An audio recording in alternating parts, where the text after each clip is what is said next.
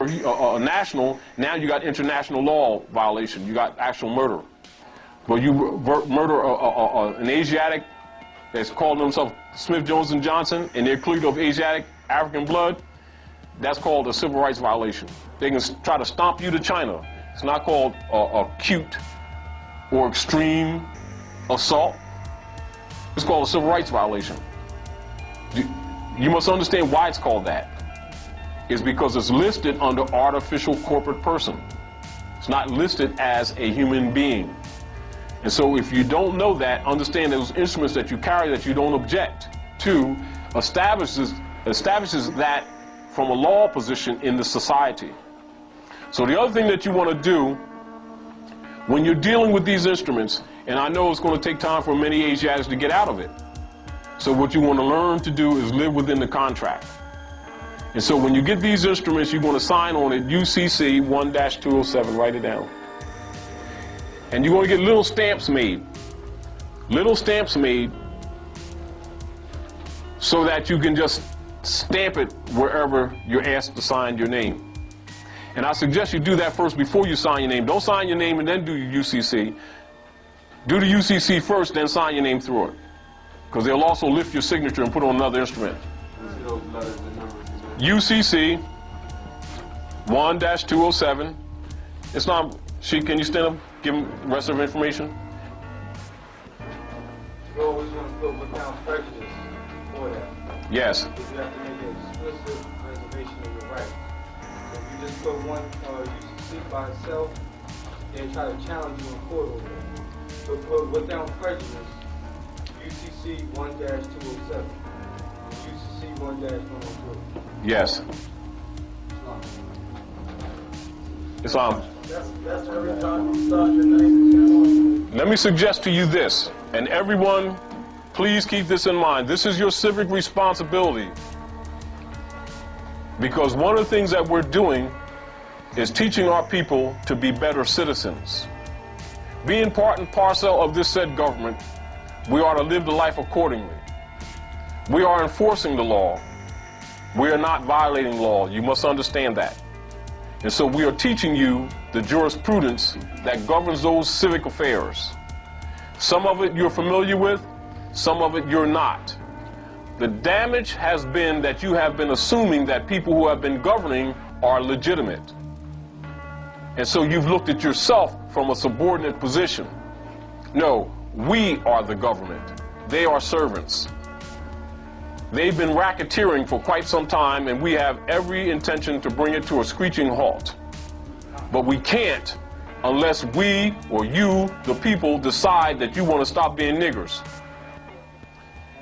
And that you want to be responsible and participate in those things which are necessary to make this a better environment for the people, starting with yourself and your offspring.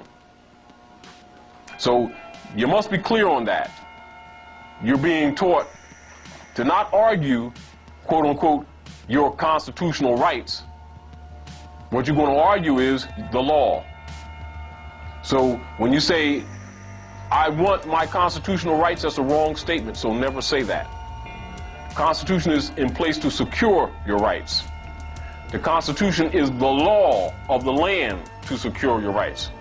So don't say, I'm commanding my constitutional rights, because it doesn't work like that. I'm commanding that you claim it to authority in office, uphold your oath to uphold the Constitution, and secure my pre-existing rights, servant. I command that you observe the law, because you ain't giving me nothing. You're getting paid to secure the rights. But also understand again, these Asiatics claim to be Smith, Jones, and Johnson don't have right at law. So again, you can use the UCCs to kind of put a little bit of brakes on them, although they can really override it because it really don't apply to you exactly, really. But what happens is, it kind of puts them on the spot because to continue to abuse you, they expose more. So it's sort of like, not exactly an ace in the hole, but it's a good king or queen. Do you understand what I'm saying? So you can still use it, but you're still colored You're still colored by law. So you can kind of paint them in a corner, but come push and shove, if it's something big, you're gonna lose, because they're not gonna acknowledge it.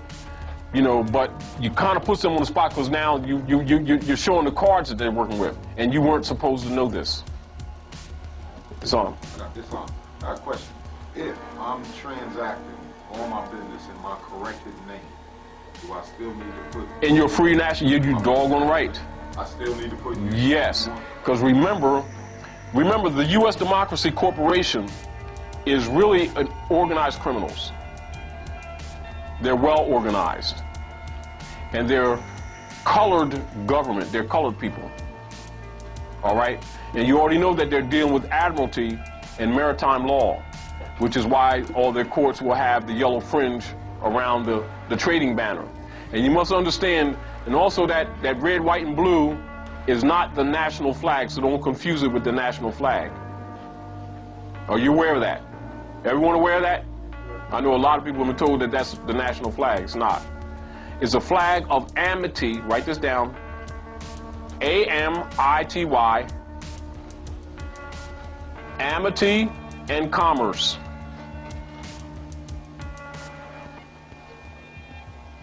And it is a legitimate flag of amity and commerce.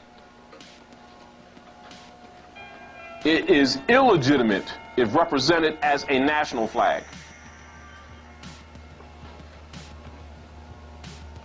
The matching flag with that, which would confer some sovereignty to the nation, would be the continental flag.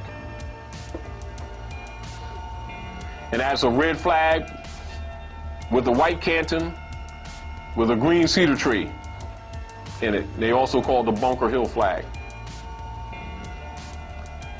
And then the sovereign flag would be the red flag with a 5-pointed green star in the center. Morocco, because that's where you are.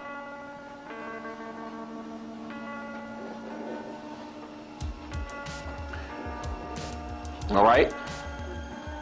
So when you are in a courtroom or you're dealing with them on any level, and they start looking at the amity and commerce flag and talking about that's the national flag, they're lying. But that does not mean that that flag is illegitimate. It's not illegitimate. It's not what you thought it was. And you must be clear on what it is. That's not a national flag. Islam. Islam. When you're dealing with the corporations, because that's what you're dealing with, yes. If you found a suit, you deal with them on the state or the federal level? Always federal. And this is and again, in due time, we're in the future, we're going to put out literature, and with the good brothers doing the paper and everything, we're going to be putting out articles to give you information to correct your status in many areas. And we're working with the Moorish Science Temple of America on a higher level. They're raising the octave to do a lot of things in the community to fix a lot of those problems that were supposed to be done before. But because of the usual thing that the government always does, has infiltrators and sellouts, there have been certain problems. So don't look at certain negatives that you see as being across the board, because everybody's not a sellout.